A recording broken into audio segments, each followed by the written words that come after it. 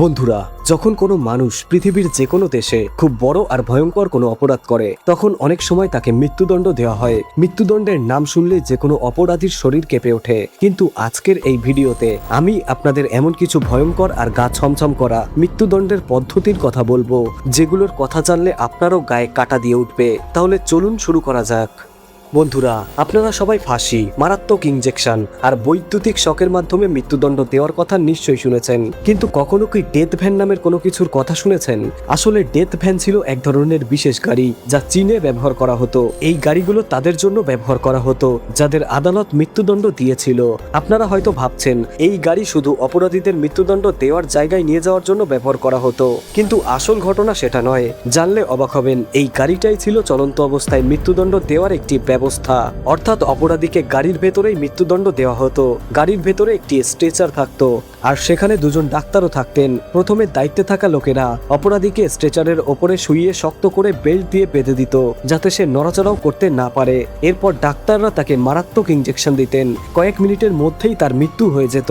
শুধু তাই নয়, মৃত্যুদণ্ড দেওয়ার পর মৃতদেহের পরের কাজও তারাই করতেন। এরপর পরিবারের সদস্যদের জানানো হতো যে ওই ব্যক্তির মৃত্যুদণ্ড দেওয়া হয়েছে। প্রতি বছর পৃথিবীর বিভিন্ন দেশে শত শত মানুষ মৃত্যুদণ্ডের মুখোমুখি হয়। অন্যদিকে সৌদি আরবে দীর্ঘদিন ধরে ধর্মীয় আইন অনুযায়ী কিছু কঠোর শাস্তির প্রচলন ছিল।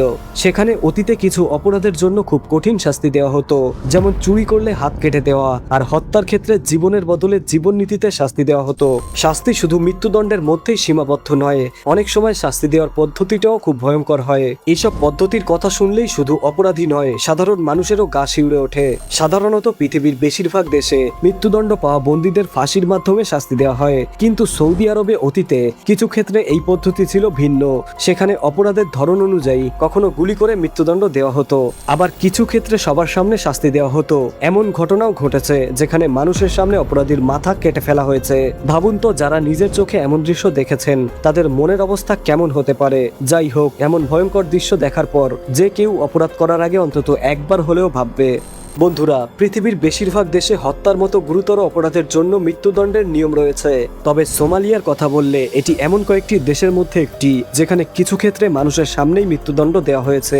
সোমালিয়ার আইন অনুযায়ী যদি কোনো ব্যক্তি হত্যা বা একই ধরনের গুরুতর অপরাধ করে তাহলে তার বিরুদ্ধে কঠোর ব্যবস্থা নেওয়া হয়। প্রথমে তাকে জেলে রাখা হয়, এরপর আদালতের শেষ সিদ্ধান্তের পর তাকে শাস্তি দেওয়া হয়। অনেক সময় শহরের নির্দিষ্ট জায়গায় মানুষের উপস্থিতিতে মৃত্যুদণ্ড দেওয়া হয়। সেখানে হাজার হাজার মানুষ জড়ো হতে পারে আর তাদের সামনেই অপরাধীকে শাস্তি দেওয়া হয়। শুধু তাই নয়, মৃত্যুদণ্ড দেওয়ার পদ্ধতিও আলাদা হতে পারে। কিছু ক্ষেত্রে অপরাধীকে সবার সামনে ফাঁসি দেওয়া হয়। এছাড়াও সোমালিয়ায় মৃত্যুদণ্ড দেওয়ার আরো কয়েকটি পদ্ধতির কথা শোনা যায়। কোনো কোনো ক্ষেত্রে হত্যাকারীকে সবার সামনে ফাঁসি দেওয়া হয়, আবার কখনো পুলিশ অপরাধীকে বেঁধে মানুষের সামনে গুলি করে মৃত্যুদণ্ড দেয়। সাধারণত একাধিক গুলি চালানো হয় এবং মৃত্যু নিশ্চিত না হওয়া পর্যন্ত এই প্রক্রিয়া চলতে থাকে। তবে এর থেকেও ভয়ঙ্কর একটি পদ্ধতির কথা বলা হয়। সেখানে অপরাধীকে দড়ি দিয়ে বেঁধে তার দিকে পাথর ছুঁড়ে মারা হয়। একের পর এক পাথর মারা হতে থাকে যতক্ষণ না তার মৃত্যু হয়। এই পুরো সময় তাকে ভয়াবহ কষ্ট সহ্য করতে হয়। একটানা আঘাতে তার শরীর রক্তাক্ত হয়ে যায় এবং শেষ পর্যন্ত গুরুতর আঘাতের কারণে তার মৃত্যু হয়।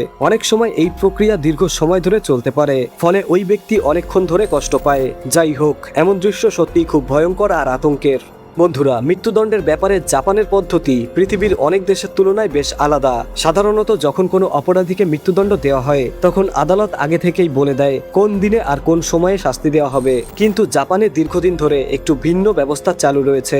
সেখানে মৃত্যুদণ্ড পাওয়া বন্দীকে রায় ঘোষণার পর একটি বিশেষ সেলে রাখা হয়। তাকে আগে থেকে জানানো হয় না ঠিক কবে তার মৃত্যুদণ্ড দেওয়া হবে, ফলে সে জানতেই পারে না তার হাতে আর কতটা সময় বাকি আছে। অনেক বন্দী বছরের পর বছর এই অবস্থায় কাটিয়ে দেয়। ভাবুন তো, বছরের পর বছর মৃত্যুর অপেক্ষায় থাকা একজন মানুষের মনের অবস্থা কতটা কঠিন হতে পারে। এই ব্যবস্থাটা এমন যে বন্দী সবসময় মানসিক কষ্টের মধ্যে থাকে। সে প্রতিদিন নিজের মৃত্যুর অপেক্ষা করতে থাকে। তার কষ্ট আর অপেক্ষার যেন কোনো শেষই নেই। প্রতিটি দিন সে এই ভেবেই কাটায় যে হয়তো আজই তার জীবনের শেষ দিন। জাপানে মৃত্যুদণ্ড দেওয়ার জন্য মূলত ফাঁসির পদ্ধতিই ব্যবহার করা হয়। সেখানে মারাত্মক ইনজেকশন বা অন্য কোনো পদ্ধতি সাধারণত ব্যবহার করা হয় না। সত্যি বলতে এটি বেশ অদ্ভুত একটি ব্যবস্থা।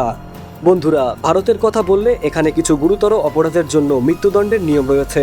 ভারতে সাধারণত মৃত্যুদণ্ড দেওয়ার প্রধান পদ্ধতি হলো ফাঁসি। তবে অনেকের মতে মৃত্যুদণ্ড দেওয়ার আগের সময়টাই একজন বন্দীর জন্য সবচেয়ে ভয়ঙ্কর। যখন কোনো অপরাধীর মৃত্যুদণ্ডের রায় চূড়ান্ত হয়ে যায় তখন তাকে সাধারণত একটি বিশেষ সেলে রাখা হয়। সেখানে সে নিজের ভবিষ্যৎ নিয়ে দুশ্চিন্তা আর মানসিক চাপে দিন কাটায়। মৃত্যু দেওয়ার সময় কাছে এলে তাকে শেষবারের মতো পরিবারের সদস্যদের সঙ্গে দেখা করাবার সুযোগ দেওয়া হতে পারে। যদি তার কোনো শেষ ইচ্ছা বা শেষ বার্তা থাকে তাহলে সেটাও জানানোর সুযোগ পায়। এরপর তাকে মৃত্যুদণ্ড দেওয়ার জায়গায় নিয়ে যাওয়া হয়। ফাঁসির মঞ্চে দাঁড় করানোর পর সাধারণত তার মুখে একটি কালো কাপড় পরিয়ে দেওয়া হয় এবং গলায় ফাঁসির দড়ি পরানো হয়। নির্ধারিত সময় এলে জল্লাদ বা দায়িত্বে থাকা ব্যক্তি ফাঁসির প্রক্রিয়া শুরু করেন। মঞ্চের নিচের অংশ খুলে যায় এবং বন্দী নিচে ঝুলে পড়ে। এরপর কিছু সময়ের মধ্যেই তার মৃত্যু হয় এবং ডাক্তাররা পরীক্ষা করে মৃত্যুর বিষয়টা নিশ্চিত করেন। ভাবুন তো, জীবনের শেষ কয়েকটি মিনিট একজন মানুষের জন্য কতটা ভয় ও দুশ্চিন্তায় ভরা হতে পারে। আর ঠিক এই কারণেই মৃত্যুদণ্ডের বিষয়টি আজও পৃথিবীর বিভিন্ন দেশে তর্ক আর বিতর্কের বিষয় হয়ে রয়েছে। তো বন্ধুরা, ভিডিওটি ভালো লাগলে অবশ্যই একটি লাইক করবেন, পরিবার ও বন্ধু বান্ধবীদের মধ্যে শেয়ার করে দিন। আর কোন শাস্তিটি আপনাদের সবচেয়ে ভয়ঙ্কর লেগেছে নিচে আপনার মতামত অবশ্যই কমেন্ট করে জানাবেন। আমাদের চ্যানেলটিকে সাবস্ক্রাইব করতে ভুলবেন না। আজকের মতো এই পর্যন্তই।